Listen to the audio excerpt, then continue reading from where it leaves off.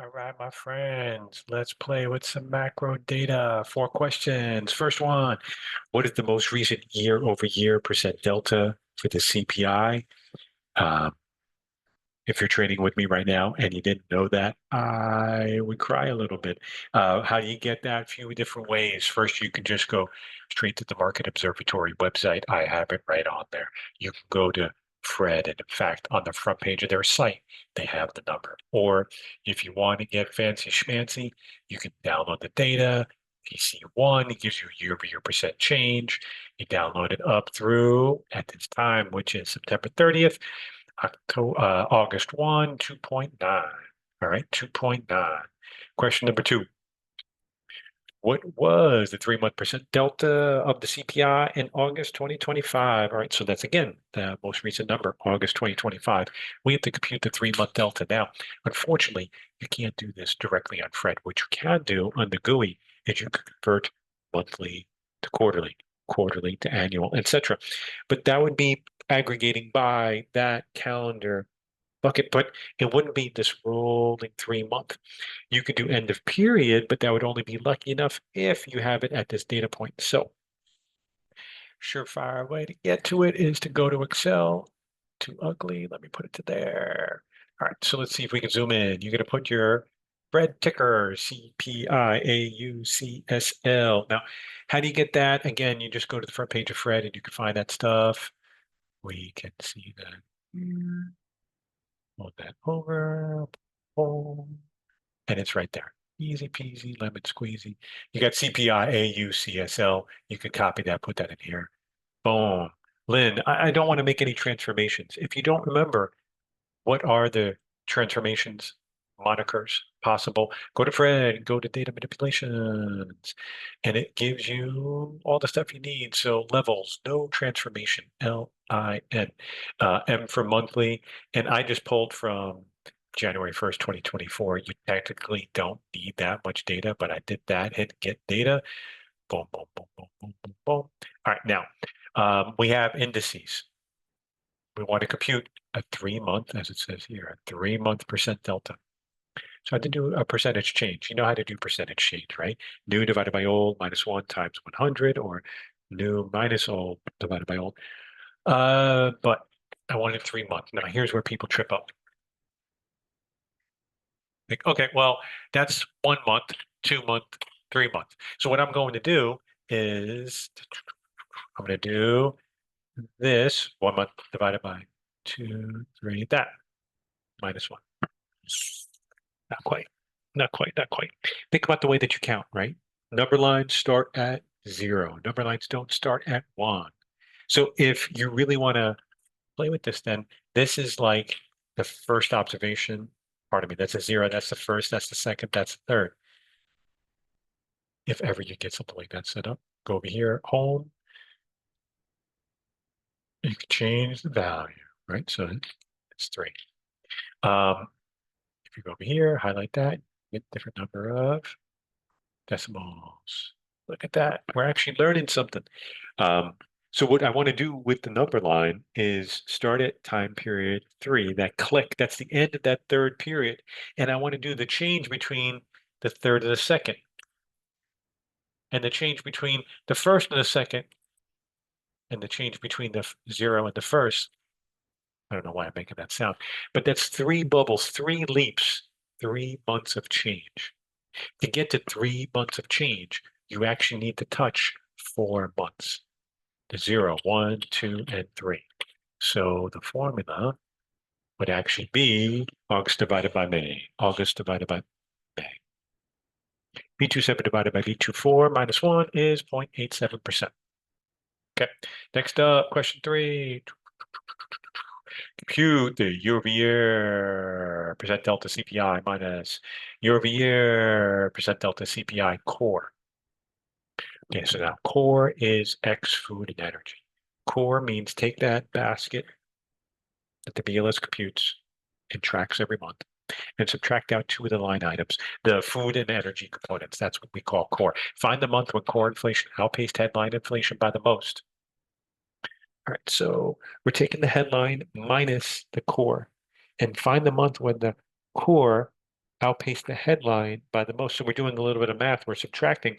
So when is this minus, right? When is that the biggest? That's when this thing is the most negative, the smallest value. Not the largest value, the smallest. That'll be the most negative. Report the difference between the delta CPI headline and delta core of this month, not the month itself. So we want the number. We want the number. A couple ways to do that. One, if you could do that straight up on Fred. And what's cool with that is that if this is on Fred, you could highlight, etc. But you could also do it inside of Excel. So let's do that. One date, CPI AUCSL. That's the CPI index that we just used. Now we have to find, I don't know why that's ginormous font. Now we need to find for the core. So, it gets a little bit tricky on Fred to search for stuff. Let's see if we could call that back up. Fred, CPI. Let's see if we can add a line. And let's start saying CPI. See, it doesn't really show up there. Let's see if core shows up. Core actually happens to show up. CPI index for all of the consumers, all items less food and energy. Right there. Okay. Now, how would you know that? How can you confirm that? Well, what we could do is I'm going to go to a new tab. You go to the front page of Fred and you go to release by category. Release. Look for the CPI. I don't know my alphabet. C-O-C-O, consumer price index. And you can do right there, two most popular ones. See, it's search by popularity. It's automatically defaulted to search by popularity. The headline is the most. Core is the second most popular. So you got it right there. You can even check the ticker. CPI, LFESL, blah, blah, blah, blah, blah. And that's exactly what we have over here. Now, these are both in percentage change. What I want to do is do A minus B, do a formula, A minus B, apply that formula.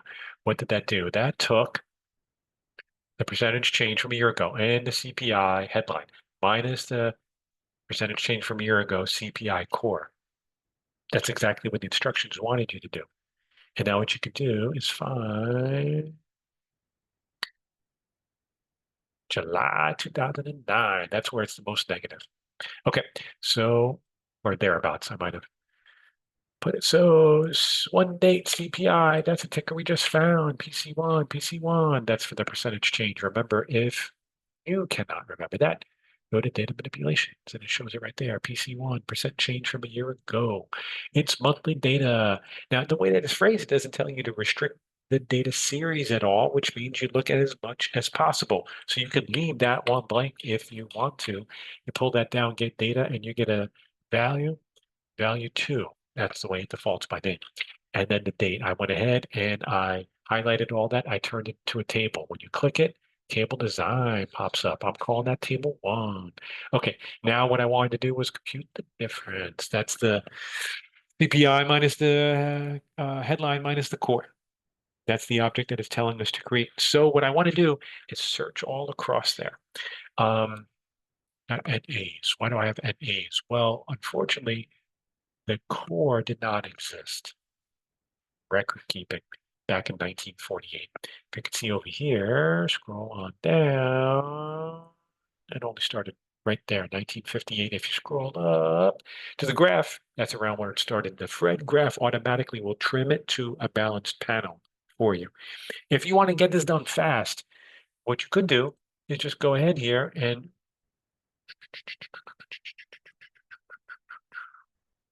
just delete all that stuff. I'm not saying that's elegant, but you have the data that you need because it's already transformed into year over year.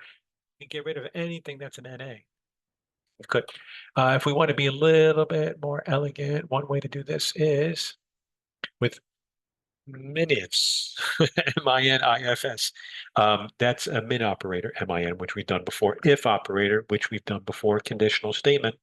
S means we can have potentially multiple criteria. Anyway, so we're going to reference table 1. That's the table we just created. We want to reference the difference column. That will be the range over which computing the min. Next up is the criterion range. It happens to be the same one, but min ifs is flexible. You can compute the min over a range with the criterion on a different range, right? Maybe it's the min of the differences for only in the years 1948 to 1952 or whatever it might be. So we're going to look at the criterion range again, table, put the brackets, pick up whatever is the column name, which is difference there. Now, the tricky part is what's the criterion? We want to say words not NA. Put it in quotes to read it as text. Look at the NA, it's dollar, it's the hash N/A. We want to say it's not equal to that. How do we get it not equal to that? If you're familiar with different coding languages, sometimes they have an exclamation for not. In Excel, it's less than greater than. So not equal to NA. Take that min ifs, minus 3.4856. Another way that you could do it, min. So we do it. We want the min. If conditional statement on what? If that number is number on table one diff, right? If that's a value, then I want you to return the value in there. See that? Take a look. When you click on one of these things, see what highlights? What's in bold? What's in bold? What's in bold? You can highlight each of them. So what this is doing is saying, look, dip into this object and look for whether or not it's a number. If it's a number, then scream out one. If that is equal to one, then I want you to give me this table diff. We could actually have the logical value if it's false, but we don't need it because we just want to ignore it. So we need to even put a separate one in there. And we want to take the min over all those objects where it is available. That'll give you the same thing, minus 3.48. But what's the month there?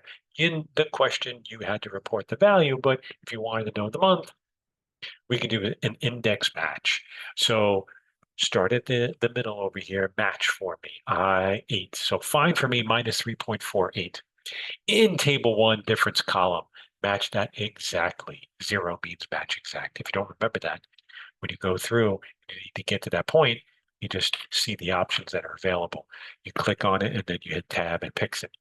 Okay, so now that we know the row number through the match command, I want you to find for me the value in table one of that row number and give me the first column. That's what the one will give me. See how that bolded up? These bold up when you click on them.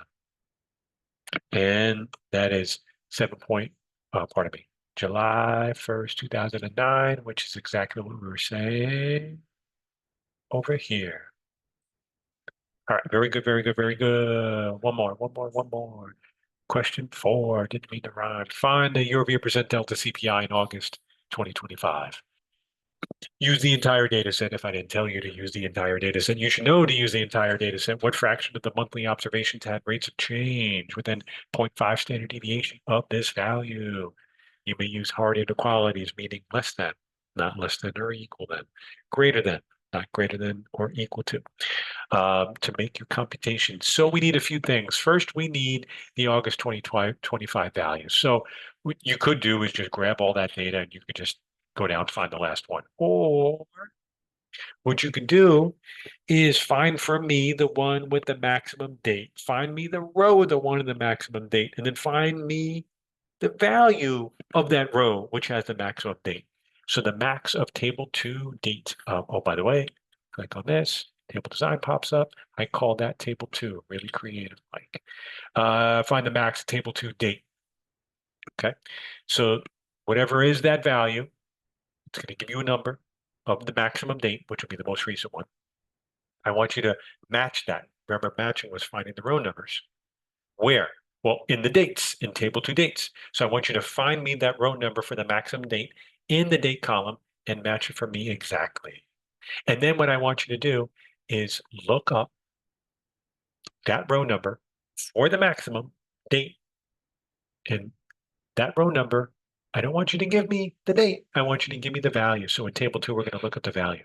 So again, it's going to go through, find for me what's the maximum date, find for me the row number of that maximum date.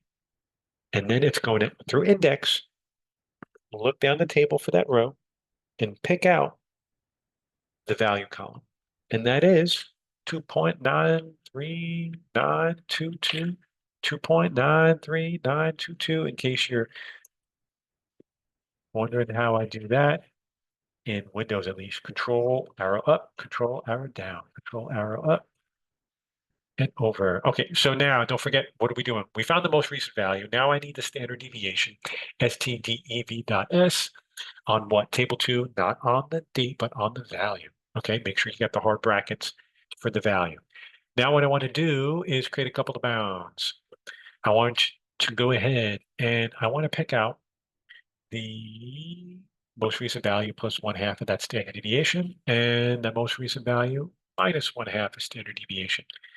I want to find how many observations are in that range, and then what fraction of observations are within that range. So what I want to do is make a little count table 2, the date. You could count to the values if you wanted to. So I'm going to use that as my denominator. My numerator's got to be how many are in that boundary. So the frequency, we're going to use count ifs, count, like we just did. If, so it's conditional. S, meaning 2 criterion. So what I want you to do is count in table number 2, the values. Values greater than I10. What's I10? I10 was the one most recent minus half of standard deviation. So hard inequality greater than I10, so greater than 1.5. But we got ifs, so multiple criterion. This would be and table 2 value is less than I9, which is 4.37. Now, if you take a look with this I10 and I9, don't forget, it's the quotes, reading the inequality, ampersand, attaching it to the value. That's how the computer is going to read greater than I10. You got to do the quotes for the inequality, ampersand, to attach it. So there are, oh, I didn't mean to hit help. There are 495 of those. If you divide that by the count, that's about 53%. Another way, if you want to see it in parts, is how many are, oh, that should be hard inequality. Are right there, less than, and how many are greater than? And then you can do how many are combined. Um, Same thing, nothing fancy there. And then you get 495 divided by 932, which is about 53.11%. All right, so that would be the answer there. Fun with macro data. Hope that helped. Good luck.